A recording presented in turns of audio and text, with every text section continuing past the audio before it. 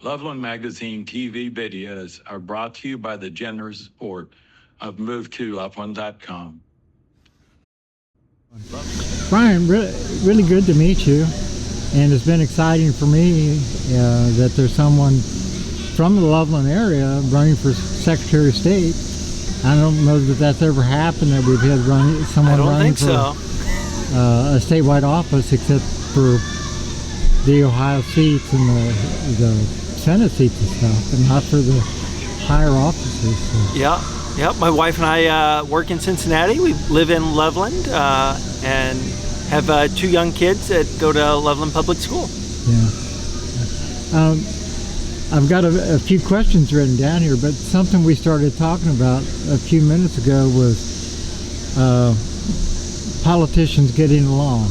I'll say 3 things on that. 1, our local Board of Elections, the people that you check in with when you go to vote, have been doing a great job. And this includes Democratic and Republican Board of Elections workers. It's really when the politicians have gotten involved that they've made partisan statements that undermine the great work that our Board of Elections employees are doing. So I think most Ohioans want a democracy that works and don't want to be involved in this knick-knack politic game where people are just sniping at each other for more and more power.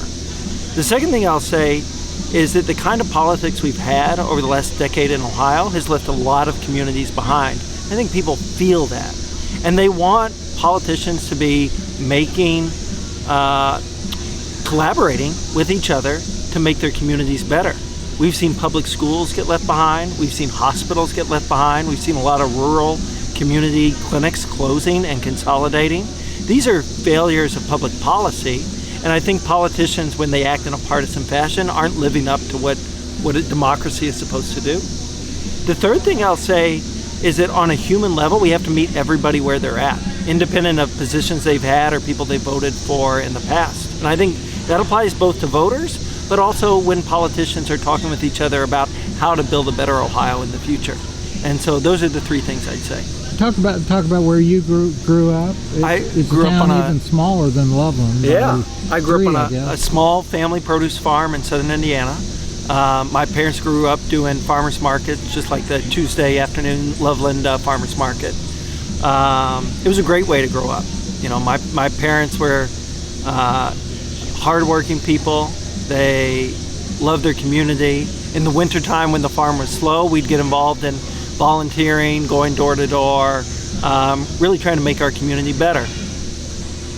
So you said that the current Ohio Secretary of State, Frank LaRose, has used misleading ballot language, used it in 2024 to confuse voters and maintain unfair districts. Yep. You want to elaborate on that? Yeah, sure.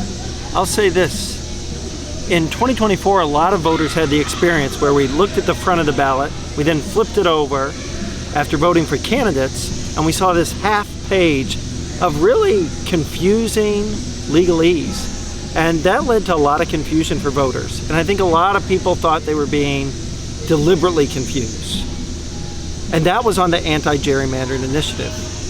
What we now know is the Republican Party chair of Ohio said in a public event in January that confusing Ohio voters was a pretty good strategy. And so now the secret's out of the bag. They've said that was their strategy the whole time, was to confuse people so that they would vote no.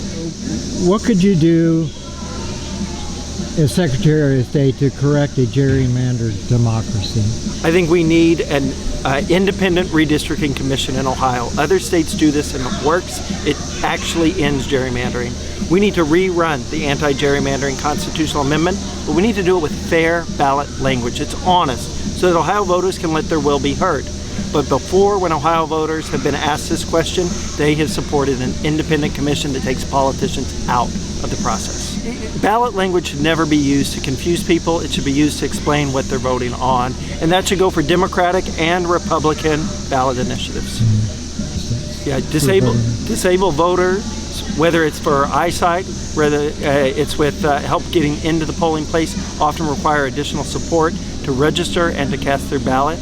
What we've seen is a restriction in access to those services, and I think that's not fair.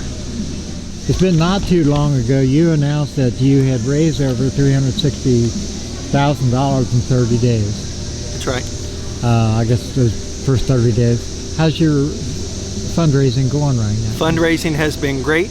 We're going to be reporting our updated numbers at the end of July, and we're very excited to report those. Okay. All right. Hey, thanks a lot. Like I said, I think this is nice that we've got somebody locally. Thanks. And it's really handy to meet you here right in the Loveland area. It's good to be here in Loveland. Yeah. Loveland Magazine TV videos are brought to you by the generous support of MoveToLoveland.com.